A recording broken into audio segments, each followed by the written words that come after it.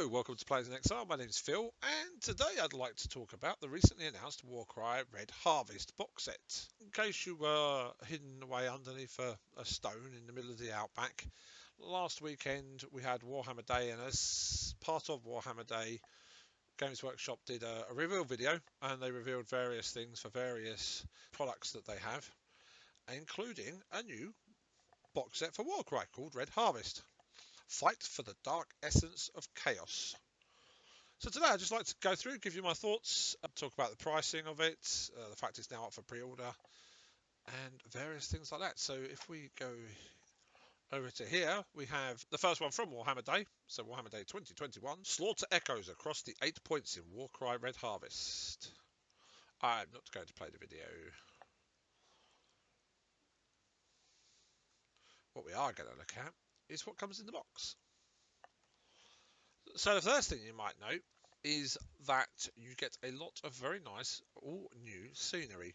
It's all based on a mine, quite obviously. You can see the sort of the nodding donkey on the left there, and you can see there's another mechanical device there, and you've got a whole load of troughs which form together. You'll see in a later picture that they form together to form a sort of a channel via which the ore that they're digging out is being dug. It also comes with all the dice, comes with 2 war bands, comes with the tokens, cards for the war bands, and its own book called Red Harvest, which we will get to probably on the preview announcement, which we will look at in a moment. So let's have a look at the 2 war bands. First up, we have the Tarantulas Brood, which are named after spiders or tarantulas. One thing I know about these is despite being named after spiders and being highly thematically themed like spiders, I don't think the 8 legs of spiders really appear anywhere on any of these miniatures, bizarrely. So you can see, for example, his headset, made off a spider, 5 legs. His headset, made off a spider, 7 legs. Bit weird. He's also got 4 arms, 2 legs, so he's got 6 limbs, not 8 limbs. He's not a bad looking model. He's pretty nifty looking. He's got lots of weapons. He's got these sort of smaller extra appendage arms, and he's got his main arms. I like the webbing on the legs, sort of invoking that spidery feel. They immediately look like they are hard hitting, but basically glass cannons. So they don't have any armor to speak of, so they don't look like they can take a punch, but they look like they can really dish it out. Especially when you've got someone running around with 4 weapons like that. Or this big sort of meaty looking hook that this one's got over here. Shall we look at some more? Again, another one with the big sort of scythe, if you like, hook. Don't know what to describe it as really.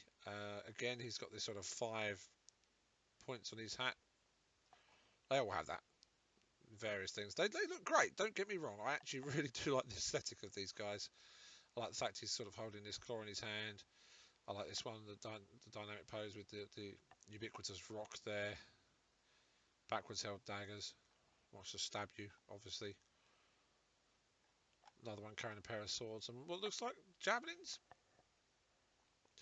I'm guessing. Gives him a couple of ranged attacks maybe. Again, same sort of hooky. Very stylised. This one's quite different. This one's got kind of like is it a cat of 9 tails? Is that called a sort of a whip with multiple heads? And almost like a bill hook, but quite a short bill hook, and a very different style hood as well. Instead of the spider's legs, like most of them, it's got spikes sort of bound up by what I suppose is supposed to be spider's web, or imitation spider's web. This one's got some interesting looking weapons. It makes me wonder if we go back a couple to this one here, if those daggers are similar to these daggers. Probably. Probably indeed. Chucking a javelin. Now I wonder if he's chucking a javelin in such a way that it's supposed to be recoverable. If that's the idea of what we're looking at there. Got a dagger in his other hand. This one's got a long sort of trident. Trident? This is a trident. wearing a face mask. It's very apt still today. It's got interesting thing here, which looks like spider's web. Can't quite work out what that is though.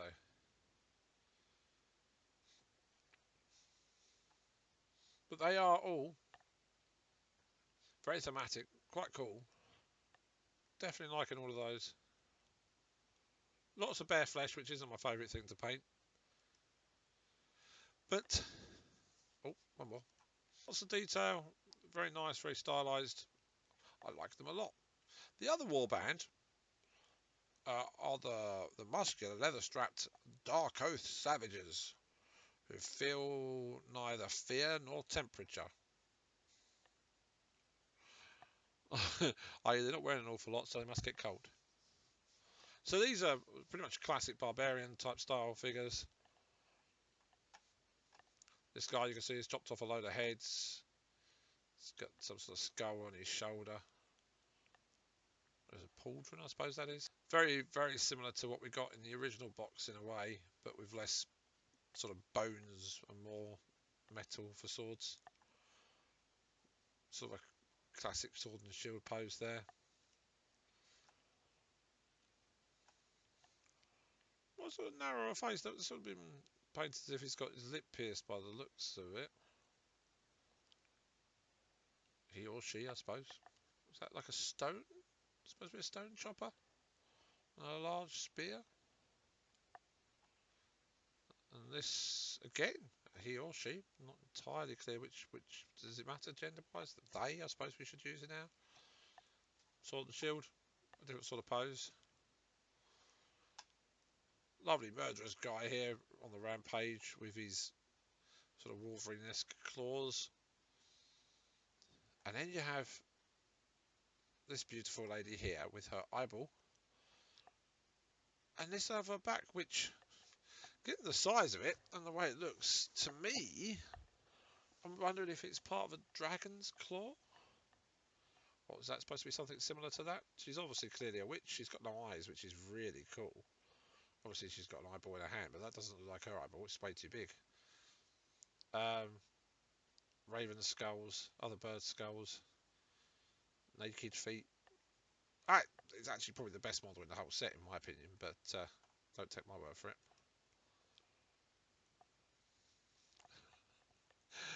I don't know if this one's supposed to be male or female, but in my head I have this as Red Sonja. It's probably supposed to be a male model, but that's Red Sonja, and you'll see why I think that's Red Sonja in a moment. Dual axe wielding barbarian there. Look, there's Conan. And this is very deliberately supposed to be aping Conan. There's no doubt about that. Everyone's convinced of it. Double-handed sword. Long sort of black. Unkempt look. Another, I think, female warrior there. With an axe and a shield. We're back to the beginning. So these are all fine poses, but I don't think they're as thematically inspired as the other set. If you like your bare-skinned barbarians, they're great. And in fact, you can imagine if you had this set, once you've got them painted up, you could use them in sort of Dungeons and Dragons games. You could use them for lots of other things. They are very generic. They're not particularly in a game's work niche like some models that you might find are. So there is that. There is that indeed, but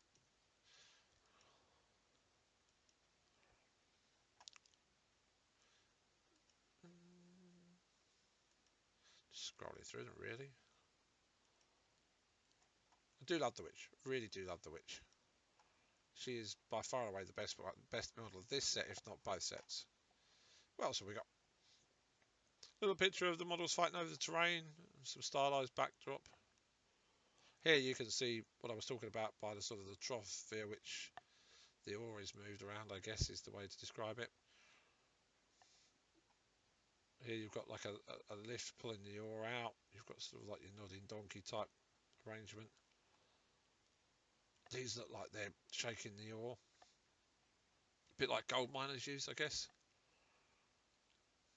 And there's a full sort of the mat as well, laid out, and you can see you've got this sort of trough bit here, you've got the trough bit here. This is a raised platform, there's a lower platform bit there. This can sort of go through the platform, which is I think how it's supposed to look. And you've got your tower-esque items. You've still got as well smaller items, I don't know if they actually come with it, smaller spiky bits. You can see you hit the front here quite clearly. And you can see the models, although I don't interestingly know what they are there. Those three little circles. Curious. Another little diorama they've put together just to show the different models. So there's the leader of the Tarantulas and the Dark Oath Barbarian. You can see he's a bit static looking compared to the dynamic pose here. Sort of down there with his sword. It's a very classic barbarian pose, but it looks a bit static.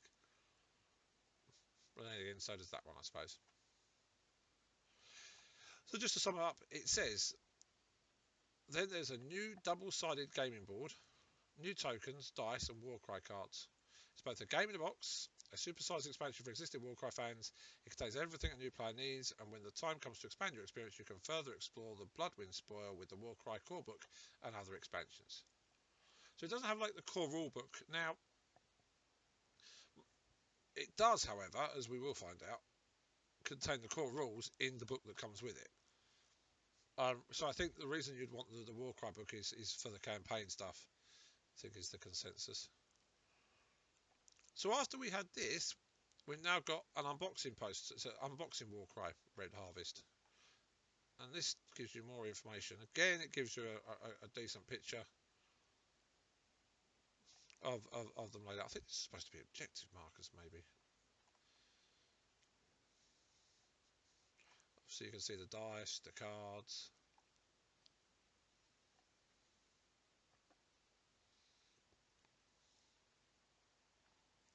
You can see the war bands. I can actually click on that. That's nice. Oh, they're spiders.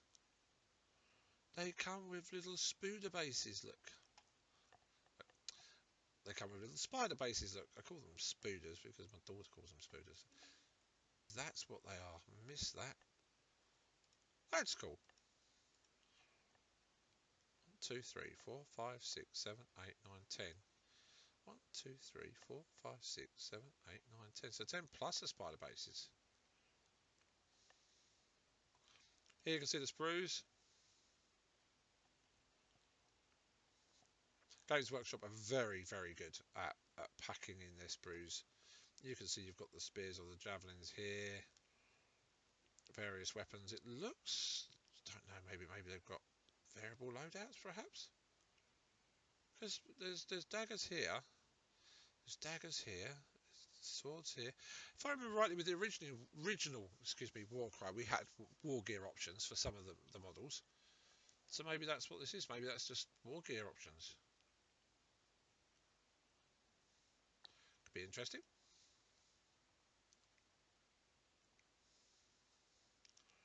There's the barbarians. So you've got the claws there. Trying to see. I don't think it shows us.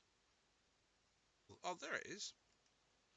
It's just three bones. They are probably dragon's claws, but there's just three of them. Interestingly enough. Okay. And the Varanite mine terrain. So what they're mining is Varanite, which is supposed to be quite valuable. If I'm not mistaken, Varanite's the stuff that made Marathi. But I'm not an expert on AOS lore, so don't quote me on that. It does come with new spiky bits. Or existing spiky. I'm not sure the old spiky bits had these bits. The old spiky bits I think have more bodies on them. So I think they might be slightly remoulded spiky bits. It's got a bridge. That looks very similar to what we got originally. Great set of terrain. Such a good theme running through it. It's new, it's fresh. If you can use those sorts of words to describe terrain. Yeah, I'm thoroughly looking forward to getting it.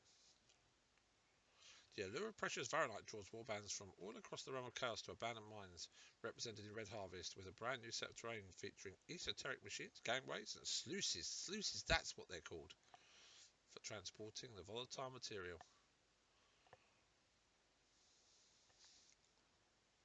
It's a nice piece. And they've got a couple of platforms. Looking forward to that. Really looking forward to that terrain. This is the Red Harvest book. Now, what they do is they give you the contents, which I think is really interesting. So you get Blood of the Gods. So box contents, the Heart of Darkness, the Black Crucible, Infernal Delving. So that's all the history stuff. The Seekers of Varanite, Bloodforged Steel. Then it's got how to use this book. It's got Varanite Delve special rules and Varanite Delve terrain rules. It's got the campaign section, branching quests, background tables. I suppose that's for adding more depth to your world Glory and Slaughter, I'm not sure what that is. And then you've got Playing Warcry, where it gives you the core rules. So you can see from page 77 to page 94, you've got the core rules in the book. So you're not actually going to need the core rule book. And then you've got a part on narrative play, which talks about the campaigns and various bits like that. The narrative play in the main war book is supposed to be quite good, although I've never actually played that part of it. And there we go. Red Harvest is up for pre-order this coming weekend. So as of Saturday, and if you order before 8 a.m. on Monday the 7th of November, you're guaranteed to get a box.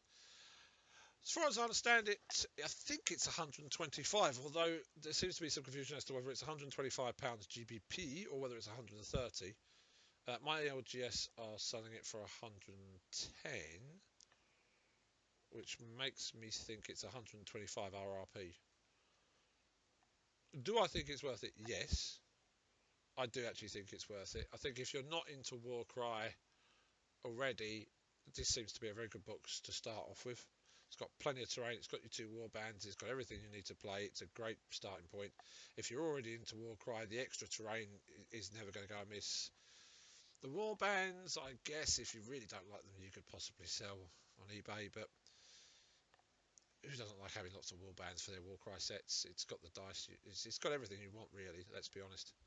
I will be getting it. Need to find out where I'm going to get the money from, but I will definitely be getting it. It's quite exciting. It was a little bit of a surprise that they went this far, because it's all new terrain. It's all new everything, isn't it? Let's be honest. And I've got the original Warcry starter set box. So here, look. I don't know if you can actually see that.